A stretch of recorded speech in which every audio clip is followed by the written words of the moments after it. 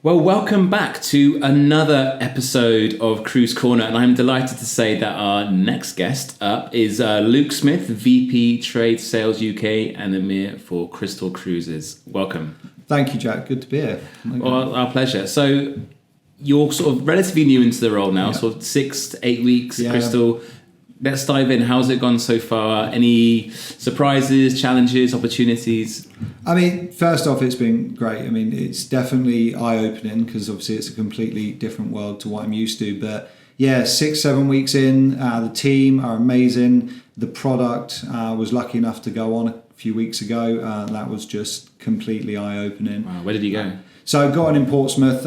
We had some import functions there, and then I stayed on for a few nights until Amsterdam. Sort of met some of our partners over in the Netherlands and in Zeebrugge as well. We had other import functions. Slightly different propositions from I guess you're used to. Yeah, a little bit. I mean, when I was when I was speaking to the butler, I was like, I don't really know what.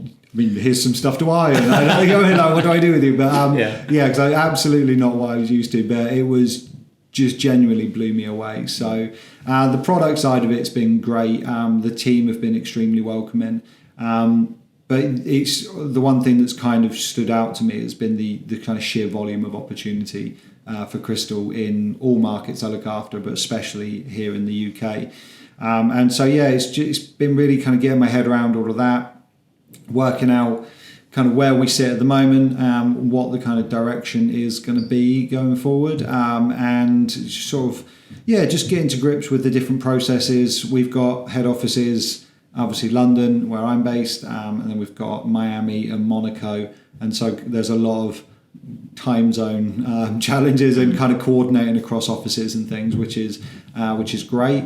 Just meeting all the different team members, meeting all the different departments, and just getting out there, speaking to the trade, and that's obviously my core focus. And one of the first things I've done is try and go and see some of our key partners and partners that we maybe haven't started working with in a proper way yet. Yeah. Well, there's loads of exciting things I'm sure you got in the pipeline for Crystal we're going to dive into. But before we go over there, you spent 20 years at Carnival. Yeah. I mean, that's a huge portion of your career. I mean, you must have some incredible memories from that time. Yeah, I mean, it's one of those like man and boy stories. Like, I mean, I literally started in Cunard reservations at 19. And nearly 20 years, and it's an incredible organisation. Very lucky in terms of the grounding, the training, the exposure to the product, but also exposure to just really great leaders. I think over the years, if I look back at some of the people I've worked for and worked with, and the likes of Giles Hawke and Paul Ludlow, and most recently Ian Bailey. Just on the sales side alone, you've got 3 absolute greats of the industry. And so I've been lucky enough to do that. Numerous ship launches over the years across all the 4 brands that I worked for stand out as some key memories. Working with all the different brands was something that was very important to me when we were at Carnival Cruise Line, to that kind of cross-brand collaboration. I look back at it now and kind of think, you know what, like it was a really great period of my life. I was very lucky to work with a lot of people who I consider almost family, really. It's over now, which is great, and I'm lucky that all my team at Carnival have kind of found new homes, and we're all still in contact. And it's you look back at it with a lot of fondness, I think, because otherwise it would be a waste of 20 years. You look back at the positives for sure. Absolutely. You mentioned leadership there. Leadership is something that's come up a lot on this podcast in previous episodes. What are some of those sort of maybe leadership lessons that you picked up over the last 20 years, and how are you looking to bring them to your new role at Crystal? I think one of the things for me, and I'll give a shout out to, because I mean I've had lots of great leaders. I mean, over the years, you talk like some of the names I mentioned, and your Peter Shankses and people like that of the world. But actually, I think as a leader, one of the periods where I think I learned the most was within working with the peer group of other directors within Carnival Corporation. So Hayley Moore at Princess, Ruth at P&O, Tom who was at Cunard, and Tom at Seabourn, and Karen, and all of us worked very collaboratively together, but all very different personalities. And I think that's one of the lessons I've learned most recently is taking different approaches, taking a back seat sometimes, letting other people take the front seat, and learn working with people of kind of different ages, different backgrounds, and seeing how people interact with their teams. And that was something that we were all very good at, is kind of sharing what's happening with our teams, what issues are coming up, what successes there are, how they've dealt with certain situations. So those guys in particular, I look back very fondly at working with them.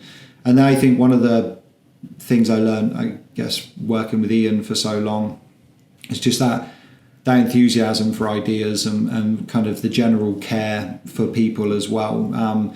Work is a very important part of my life, but life is more important. And I think that we probably all learned that a little bit during COVID. And I think Ian has always been one of these leaders that is a very people first leader, and so that's something that I definitely try and take with me into what I'm doing. That sort of flexibility around life for my team is something I kind of take quite seriously. So you've now got, an opportunity to imprint some of those ideas and lessons that you picked up at Carnival into a whole new role for you, where you're kind of like leading the charge now. So how does that feel? Is that daunting at first? Is that an exciting proposition? Yeah, it's it's very exciting, and to be able to kind of put your stamp on it and to lead it from the front, truly from the front, is exceptionally exciting.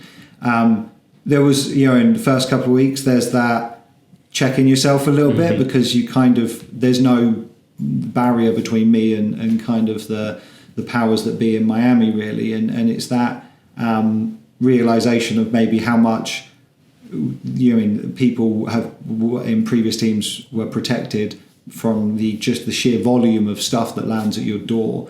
But I'm relishing the challenge, to be honest, and actually I'm loving that responsibility and loving being able to work with the team and bring those ideas through, because ultimately that's why I've been brought in, is to grow our trade presence and to grow our relationships with the trade.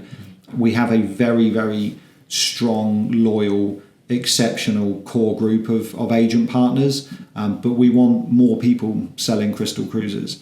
And so kind of for me, like coming in and actually just them being like, right, okay, like crack on, like it's a blank page really, like let's try some things, not everything will work, but it's that kind of freedom to try those ideas and stuff that I'm actually really excited about. Can you give me some examples of some of those sort of ideas you're trialing? Yeah, fluid commercials. So I implemented across a variety of different partners, different commercials for different people, because again, it's not a one size fits all industry. So trying different campaigns, different rates, different override mechanics, different bonus commission mechanics, different ways of working with marketing co-op, and because of the areas I look after, obviously there's a very different relationship with the trade in the UK than there is, say, Germany or the Netherlands or South Africa or anything. So, but focusing on the UK, putting some of those different commercials in place, trying different incentives, just trying different events, just thinking about things a little bit differently, like where things have maybe been a no in the past, or where people have gone, oh, we can't do that, like that's not what we do, like, and why, like let's have a go, like let's say yes to that event. I mean, sponsoring the cruise summit and things that we're doing, trying to get that Crystal name out there in a different way to the way that we have in the past. We've got some influencer activity happening with one of our key accounts, which is not something that Crystal have engaged with in the past. So it's really, my kind of message to the trade is, let's have a conversation. Let's come up with some ideas. Like, it doesn't matter if something's been kind of said no to or kind of not happened in the past. Like, let's look at it with fresh eyes and let's see what we can do. You mentioned before we started recording that Crystal kind of felt like a bit like a startup in a way. So you kind of enjoying having that kind of nimbleness that a startup sometimes tends to have. Yeah, and I keep saying this to the team, like, we're never going to have less red tape than we've got now. So like, enjoy it, because I've seen that transition from, startup feel, because it was like that 12 years ago at Carnival, to kind of go in as fully becoming part of that Miami machine, right? And so I'm loving this way where we can have an idea, say in a team meeting on a Monday, and by the middle of the week it's live and it's out there, and we're kind of like with masters of our own destiny a little bit, which I'm loving. And that whole, not maverick, but that whole kind of startup energy, like, it's very exciting, because I'm kind of like, well, let's just have a go. Let's just try things. Like, be noisy, be disruptive, like, get out there. The team are doing so much good work, and so my job is now trying to encourage them to make people aware of it, like showcasing the great work that they've been doing for the last 18 months or so. And so it's a very interesting proposition. This is a 35-year-old brand with incredible heritage and history, but the reality is actually we're 2 years old. You know what I mean? Everything as part of Abercrombie and Kent Travel Group is 2 years old. So we are still creating processes. Even just in the 6 weeks I've been there, there's been new systems developed and new teams implemented and all of these things. So it's like, the person you dealt with last week for that is now in a different team, or that is now dealt with by somebody else, or actually, now that's in our remit. Like, so let's just kind of do it. So that, I like that fluid approach, because I think we can get, everyone can kind of get bogged down in, well, this is the way we've always done it. This is how we work. This is us. I'm like, well, we're 2 years old. There's no, this is how we've always, because it's only two sales years. So we can do anything, really. So moving on to how you've been, your conversations with agents the last 6 weeks. What are some of the sort of key selling points, the key features of Crystal that you're really trying to get across? So, I mean, luckily, it's a brand with a lot of great messages and a lot of great selling points, and it's making agents really understand what is Crystal, what makes Crystal Crystal. And I think there's several things. So some of the elements that I've personally been blown away by is our brand partnerships. So that create an incredible sense of not just luxury, but also value in a weird way on board the ship. So Uma by Nobu Matsuhisa, it's the only Nobu restaurant at sea.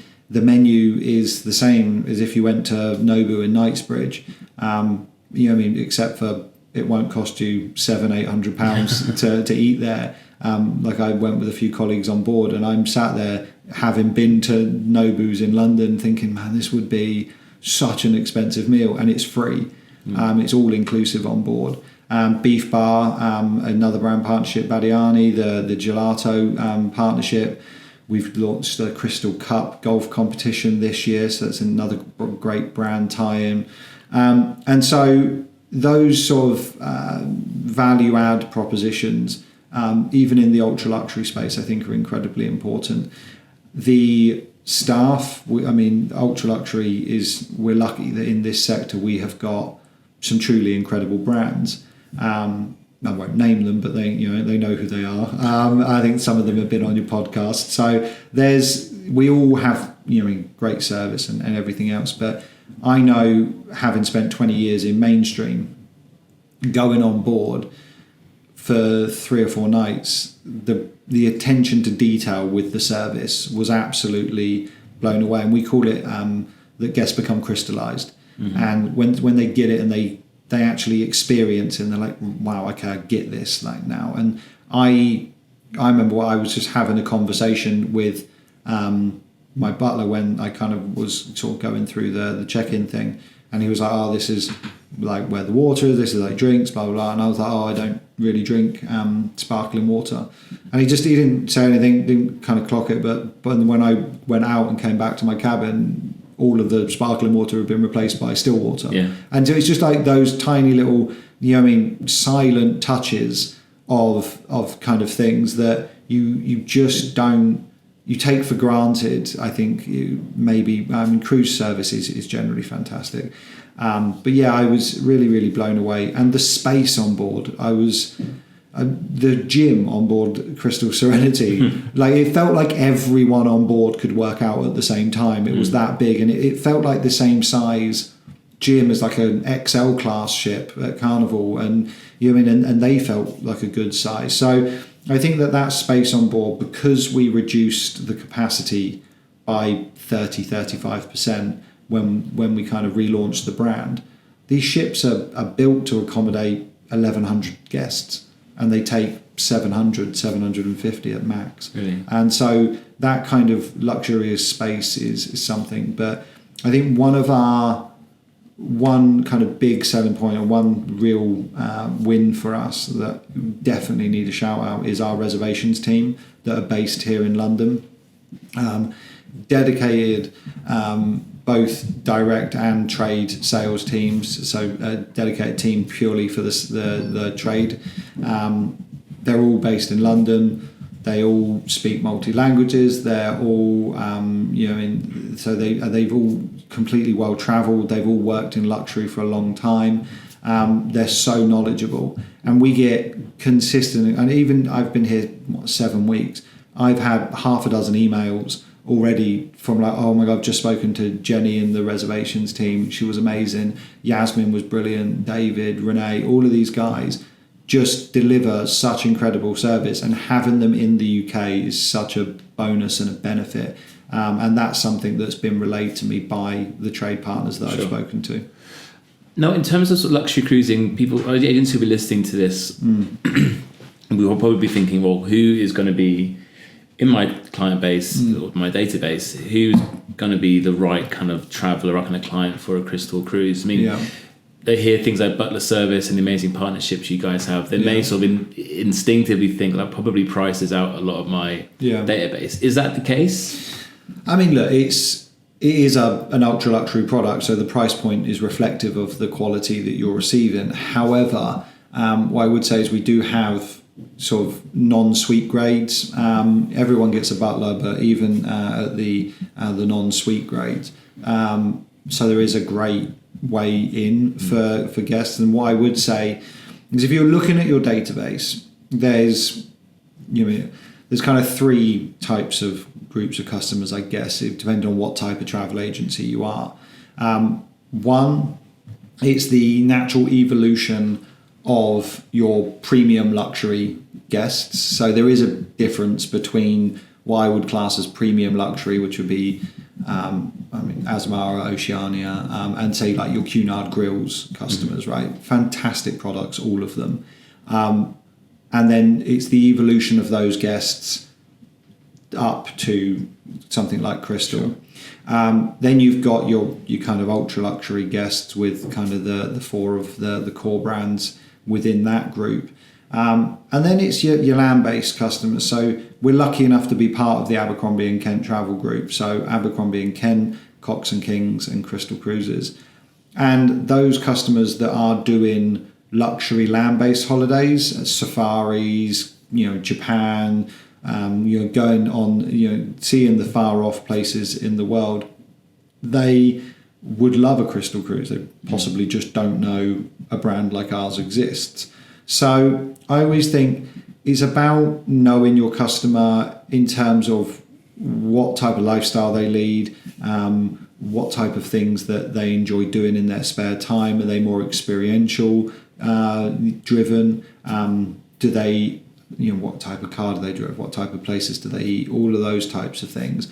But I would say that everyone has like ultra luxury customers because circumstances change all the time, right? Like inheritance, retirement, investments that mature. Well, I was going to say, are you seeing more people graduate from that premium classification you just mentioned up to something more like Crystal? Absolutely, and I think it's a natural evolution, because I think if even something like Crystal, if you look at the first brand that those customers ever went on, it would be the majority, and likely would be probably a 4-star mainstream, like British, more traditional cruise line.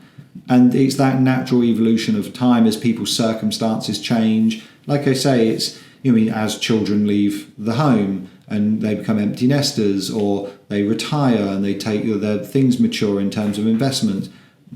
Sadly, people have to go through things that lead to inheritance and everything else, downsize in their homes, big holidays and big anniversaries, all of these types of things. Just because somebody has never done an ultra luxury cruise in the past doesn't mean they won't do an ultra luxury cruise in the future. So I just say, and I would urge all agents to make sure they understand the different kind of levels of luxury travel and luxury cruise, but also, just be experts, right? Like, do the training, take the time, learn what's included. When we say all inclusive, what does that mean? What type of experiences do they get on board? All of these types of things, and talk about it to your customers, because you might not know who is looking at that next special holiday, and when they've got birthdays or anniversaries or whatever it is, or they've come into some money or something. So I think we are seeing a huge proportion of new to brand for Crystal. And we obviously have the old database, so we can see who is in the previous iteration of Crystal Cruises. We can see if they travelled with us then, and if they're Crystal Society members and everything. But actually, what we are seeing is a huge migration of customers from other brands to Crystal. Interesting. Yeah, it's great. We're loving it. So you also said that you want to be easy to do business with. What do you mean by that? Yeah, look, this is an industry built on relationships, and I've been lucky over 20 years to cultivate many relationships across the trade. And one thing that, when I come into this brand, the kind of the mantra to the team, the mission statement, right, is to be the most easy, most trade-friendly ultra-luxury cruise line. What I mean by that is, we might not have the biggest budgets, we might not have the biggest fleet, but we can have the best attitude, and we can have the best kind of desire, or the biggest desire to do business with the trade and to make that trade's experience as easy as possible. Like I said, we've got an incredible call center, so I'm looking to work with them to see what we can do, maybe to enhance the concierge service for our top clients, top trade partners. We're looking at the way that we operate our import function and fam trip program. We're looking at our online portal for the trade, and how that's constantly being developed. And so I'm now involved in the projects to, what does the next phase of development look like? What does the trade need? What do we want for the trade? How can we make the trade more self-sufficient and be able to do things for themselves without having to call the call center, so that they are only calling to kind of make bookings or anything like that, which they can do on the portal, but it's getting that one-on-one advice, right? And so the mantra to the team is, every decision you make, everything you do, ask yourself, could I be doing this in a way that is easier for a travel agent? The communications that we send out, the marketing materials that we have, the formats that we provide things in, just right down to just even to where we have meetings and how we do these things and how we showcase the product. And so it is so important that we make it almost so easy that trade can't not sell us. You know what I mean? That's kind of the goal. And are there any trade activations in 2025 or 26 that our listeners should keep an eye out for? Yeah, so one exciting idea that I've had and that is happening is on the 10th of September. We are running a marketing immersion day. So the idea being that 50, 60 agents are going to come to our amazing head office in London on the Strand. They are going to come in. We're going to bring in food by Beef Bar and by Badiani. We're going to give them a full deep dive into brand updates, customer profiling, brand positioning, marketing strategies, all of these things. And then we actually have an incredible bar up on the 6th floor of our building.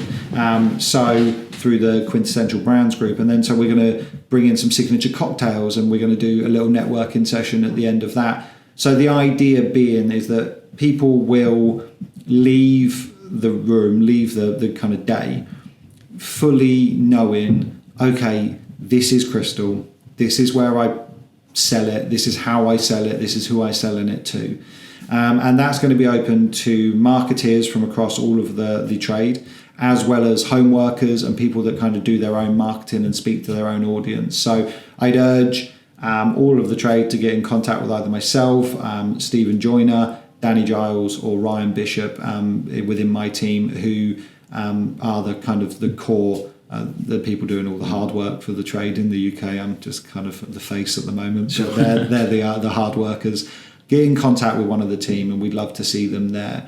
And another thing that we're looking at doing is enhancing our import function program, keeping people on for a bit longer, making the tour more relaxed, maybe showcasing some of the onboard entertainment, champagne reception, that kind of thing, so that when customers come on a import function ship visit for Crystal, it's almost like a day in the life of a customer. And so that they are getting all of the content and knowledge they need to then go away and sell Crystal. And we'll be incentivizing them for doing that. So import functions going forward, there'll be incentives for the first people to make a booking from that import function will then win a place on a fam trip. Sure. And then it follows on that the first person, when they go on that fam trip and they experience it as a customer, the first person to make a booking when they come back from that fam trip will win a free cruise. You know what I mean? So it's all of those types of things that we want the agents to see the product. We want it to be fun to work with Crystal. We want it to be engaging. I've got some incentives I'm looking at as well. So Badiani is an incredible gelato company. They've got I think 15, 16 locations around London. They're actually on board in our Scoops area on board the ships. But they also offer bottomless pizza and gelato brunches in London. So we're going to be running some incentives to bring agents into London. I'm going to pay for their hotels, pay for their trains, and we'll take them out for all they can eat pizza and that sounds pretty good. Yeah, so just trying to get the trade involved, right? Like trying to make it fun and easy to work with us. Yeah, I know some trade journalists who might be interested in that. Yeah, I mean, well, we'll be looking for a partner, I'm sure. Well, Luke, you've been so generous with your time. We've covered a lot. But just to summarise quickly, you mentioned before that you want agents to become experts in the luxury sector. And you also mentioned a really interesting trend that more and more consumers and travellers are graduating from the premium level to more ultra-luxury cruise. Is there anything else that you want our listeners and our viewers to really understand about the Crystal Cruises brand before you leave? I think that, well, there's a couple of points I'd make. One is we mentioned the evolution of the customer, right? There's agents evolve over time as well. And so there's no reason that even if you're selling a lot of mainstream cruise now, you can't evolve your knowledge and you can't evolve your journey to start selling more premium and ultra luxury cruises as well. So I would say evolve with your customers and always be the expert that they can rely on. But I think the thing that I want them to take away about Crystal is it is truly an incredible product, but we are open for business with the trade. The key message is the more the trade engages with us, the more we want to engage with the trade. We want to work with all travel agents. We want to open it up to everyone. I want to hear from all travel partners. I want to make it easy for them to sell us, so they need to tell me how I can do that as well. It's all well and good me, thinking I know what I'm doing and talking about, but there will be opportunities and there will be meetings and surveys and things that we'll be putting out to engage the trade to hear their feedback. But get in touch. That's what we want. We want more agents selling this truly exceptional product. Great. Well, if you want to hear more from Luke and learn more about Crystal and even get Luke's analysis on the industry and the luxury sector, you can hear from Luke at our cruise summit this September. Places are still available. It's a registration process. Head to cruisetradenews.com or thecruisesummit.co.uk to sign up. Luke, thank you so much. My pleasure. Been a joy. Thank you.